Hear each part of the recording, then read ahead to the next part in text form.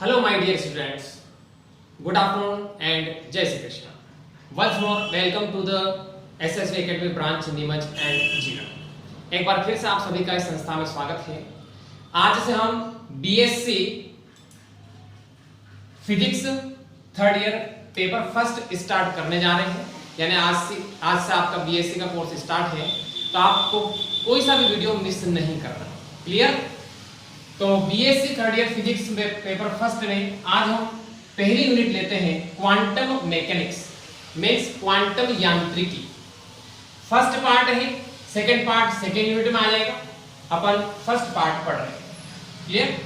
इसमें आज का टॉपिक अपन लेते हैं क्वांटम थ्योरी मींस क्वांटम सिद्धांत and photoelectric effect means प्रकाश विद्युत प्रभाव। सबसे पहले अपन बात करते हैं क्वांटम सिद्धांत यानी क्वांटम थ्योरी। क्वांटम थ्योरी कौन से साइंटिस्ट ने दी थी? प्लांक नामक एक साइंटिस्ट था जिसने सबसे पहले यह क्वांटम सिद्धांत दिया। क्या नाम था उसका? प्लांक। प्लांक ने एक क्वांटम सिद्धांत दिया जिसको बोलते हैं प्लांक का क्वांटम सिद्धांत। अब प्लांक ने अलग अलग बातें बताई। ये आपके सामने कृष्ण पिंड हो गया है। कृष्ण पिंड यानी एक ऐसा पिंड जिसके ऊपर काला कलर कर दिया जाता है, ब्लैक कलर कर देते हैं।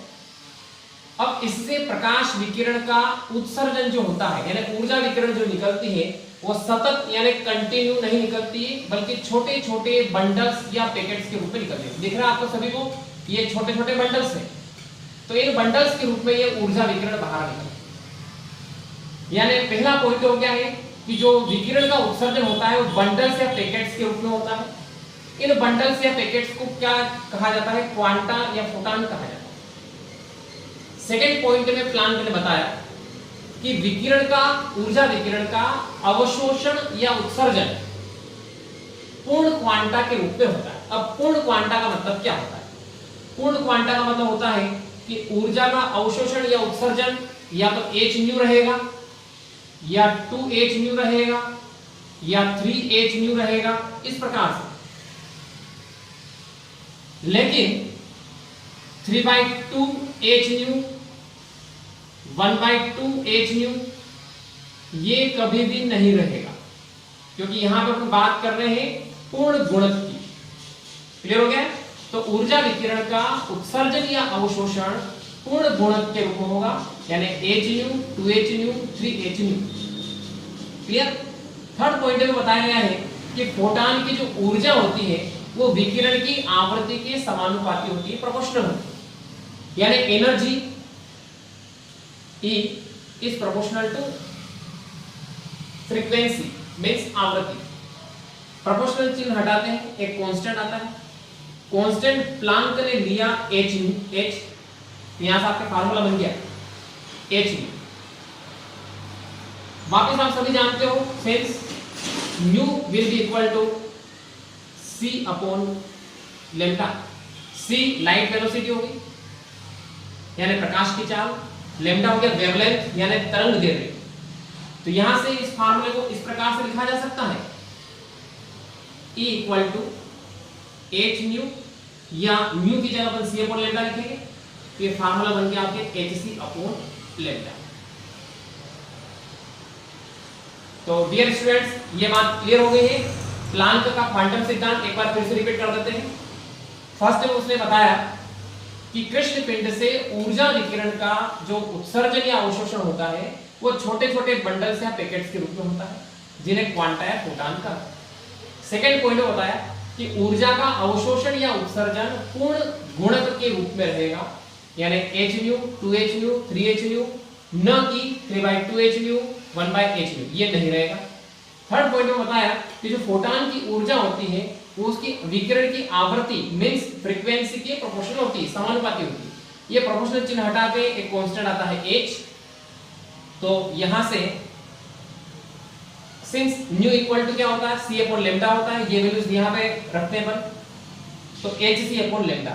तो ये प्लांक का सिद्धांत कंप्लीट हो गया है। अब इसमें एक जो कांस्टेंट आना है h को कहा जाता है प्लांक कांस्टेंट। अब प्लांक कांस्टेंट की वैल्यू क्या होगी ये आप सभी को पता होना चाहिए। प्लांक कांस्टेंट एज की वैल्यू होती है 6.625 10⁻⁻34 जूल इनटू सेकेंड। क्लियर हो गया?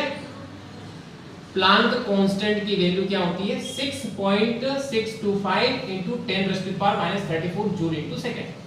तो ये अपन पहला पॉइंट पढ़ चुके हैं, क्वांटम सिद्धांत। क्लियर हो गया है? अब सेकंड पढ़ने जा रहे हैं अपन प्रकाश विद्युत प्रभाव। अब ये क्या होता है, फोटो इलेक्ट्रिक इफेक्ट क्या होता है। तो सबसे पहले एक साइंटिस्ट आया जिसका नाम था होलवेक्स। अब होलवेक्स ने क्या देखा कि जैसे कोई भी एक सक्रिय धातु होगी, active metal, potassium, caesium, zinc. Clear है?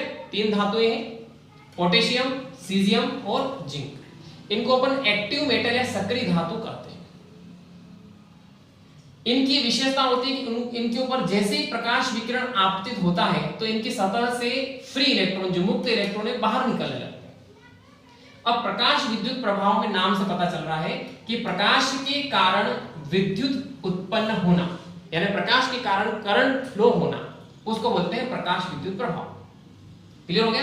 यानी जब कोई सक्रिय धातु के ऊपर एक उपयुक्त तरंग दैर्घ्य का विकिरण आपतित करते हैं तो धातु में उपस्थित मुक्त इलेक्ट्रॉन, जो फ्री इलेक्ट्रॉन होते हैं, वो कुछ ऊर्जा पाकर के पहले तो सतह पर आ जाते हैं। देखो आपको दिख रहा है, यहां से ये इलेक्ट्रॉन ऐसे बाहर निकल के सतह प्लेन पर आ गया, ये भी इलेक्ट्रॉन बाहर निकल के सतह पर आ गया, ये भी इलेक्ट्रॉन बाहर निकल के सतह पर आ गया। यानी धातु के अंदर से इलेक्ट्रॉनों को बाहर निकाल करके सतह तक लाने में जो एनर्जी चाहिए उसको बोलते हैं कार्यफलन।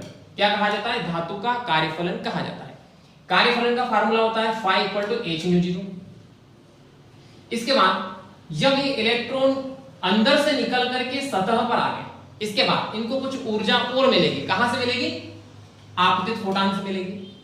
ये ऊर्जा लेकर के ये गतिशील हो जाते हैं, बाहर की साइड निकल जाते हैं, उत्सर्जित हो जाते हैं, यानी मुक्त इलेक्ट्रॉन बाहर निकल जाते हैं। इनको बोलते हैं उत्सर्जित इलेक्ट्रॉन। अब इनकी अधिकतम ऊर्जा यानी मैक्सिमम काइनेटिक एनर्जी का फार्मूला होता है E के will be equal to 1/2 mv maximum square. ये काइनेटिक एनर्जी यानी गतिज ऊर्जा का फार्मूला होता है। तो स्टूडेंट्स, हम देख रहे हैं कि जो आपतित फोटॉन की ऊर्जा है वो दो प्रकार से काम में आ रही है। पहला, धातु के कार्यफलन के रूप में, दूसरा मुक्त इलेक्ट्रॉनों को गतिशील बनाने में यानी उत्सर्जित करने में एनर्जी काम में आ रही है।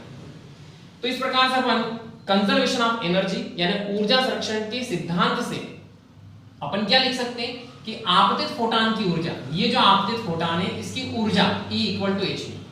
ये आपतित फोटॉन की ऊर्जा किसके बराबर होगी? धातु का कार्यफलन प्लस जो निकल रहे इलेक्ट्रॉन उत्सर्जित हो रहे हैं उनकी ऊर्जा यानी उत्सर्जित इलेक्ट्रॉन की गतिज ऊर्जा। इस प्रकार से अपन आपतित फोटॉन की ऊर्जा को लिख सकते हैं E से, कार्यफलन को लिखा जाता है phi से, और उत्सर्जित इलेक्ट्रॉन की अधिकतम गतिज ऊर्जा को लिखते हैं E से।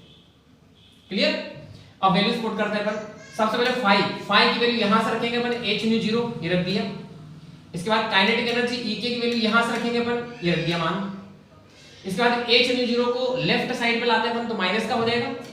माइनस हो जाने के बाद इसमें से दोनों में से क्या कॉमन निकल रहा है? h कॉमन निकाल लिया अपनों ने। अंदर क्या बचेगा? Nu minus nu 0 equal to 1/2 mv maximum square. ये जो इक्वेशन आ रही है इसको बोलते हैं आइंस्टीन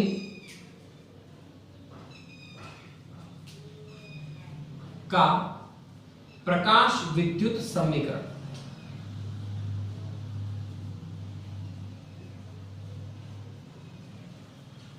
क्लियर?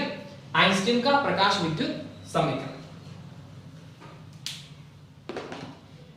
अब तो उसको अपन और आगे डिटेल में देखते हैं।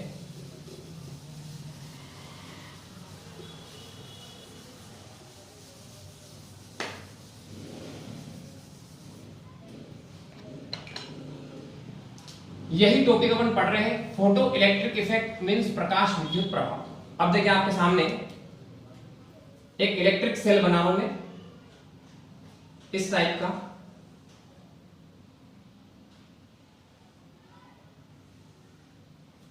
यहां पर ये जो इस शेप की मेटल है ये है जिंक मेटल।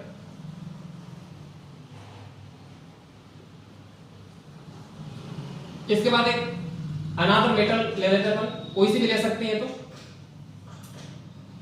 ये कैथोड हो गया है, ये एनोड हो गया। इन दोनों के बीच में अपन क्या करते हैं, एक बैटरी लगा देते हैं हाई वोल्टेज की, साथ में एक स्विच लगा देते हैं, बीच में अपन एक गैल्वेनोमीटर लगा देते हैं इसमें, जिसको बोलते हैं धारा माप। क्लियर हो गया? इनको आपस में कनेक्ट कर देते हैं। अब आप जानते हो कि जो इलेक्ट्रिक करंट फ्लो होता है, यानी जो विद्युत धारा बहती है, वो बैटरी या सेल के प्लस से निकलती है, घूम करके वापस कहां पे आती है, माइनस में। तो प्लस से करंट ऐसे चलेगा, लेकिन यहां पे बीच में जाने का रास्ता नहीं है, तो करंट यहीं पे रुक जाएगा। यानी इस समय गैल्वेनोमीटर में धारा मापी में कोई भी विक्षेप नहीं होगा, यानी कोई करंट फ्लो नहीं होगा। अब अपन क्या करें कि इस पर एक प्रकाश विकिरण डालते हैं, इस टाइप से एक प्रकाश विकिरण डालते हैं, और प्रकाश विकिरण इसमें यूज की जाती है अल्ट्रावायलेट, यूवी प्रकाश।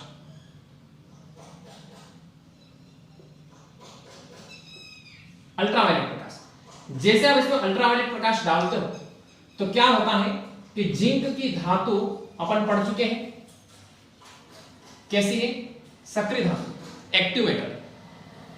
तो इसमें बहुत सारे फ्री इलेक्ट्रॉन, ये जो इलेक्ट्रॉन फ्री इलेक्ट्रॉन रिप्रेजेंट कर रखे हैं अपनों ने, तो इसमें बहुत सारे इलेक्ट्रॉन होंगे, या सपोज मुक्त इलेक्ट्रॉन हो गए। अब होता क्या है